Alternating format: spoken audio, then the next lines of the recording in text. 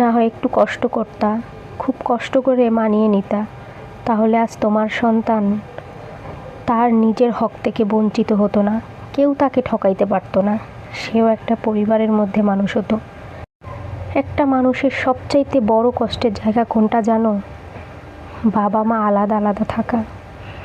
এটা শুধু কষ্টই নয়, দিনের পর দিন মানুষের কাছ থেকে শুনে আসা এক যন্ত্রণা, যে যন্ত্রণা সহ্য করা খুব বেশি কঠিন।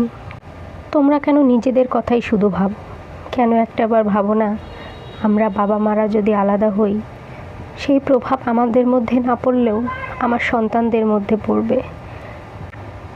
তোমরা কষ্ট সহ্য করতে চাও না, তোমরা মুক্তি চাও একে অপরের থেকে, কিন্তু একবারও ভাবো তোমাদের তো মুক্তি ঠিকই হয়ে যায়। শুধু মুক্তি হয় না ওই সন্তানদের, যারা বাবা মা ছাড়া একলা মানুষ হয়।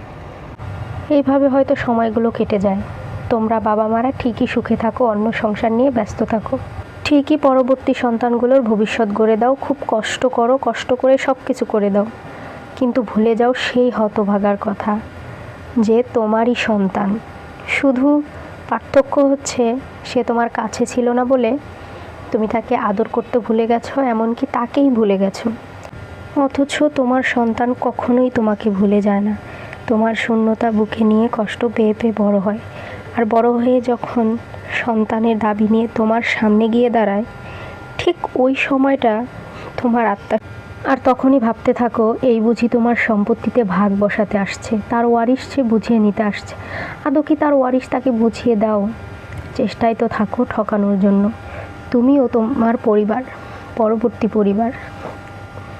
তখন চেষ্টা করো তোমার সন্তানের সম্পত্তি থেকে যেন কেউ ভাগ না বসাতে পারে। কপাল পোড়াটা ঠকে গিয়েও সমস্ত কষ্ট বুকে নিয়ে দূরেই থাকে, কোনো অভিযোগ আনে না বাবা মার উপর।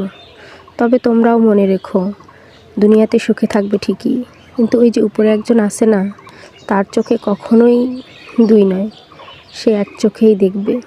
শুধু শেষ নিঃশ্বাসটা ত্যাগ করো, আল্লাহ অবশ্যই হকদার, হকের বিচার সে করবে। সন্তান হবার পর বিচ্ছেদ না হোক কোনো বাবা মার।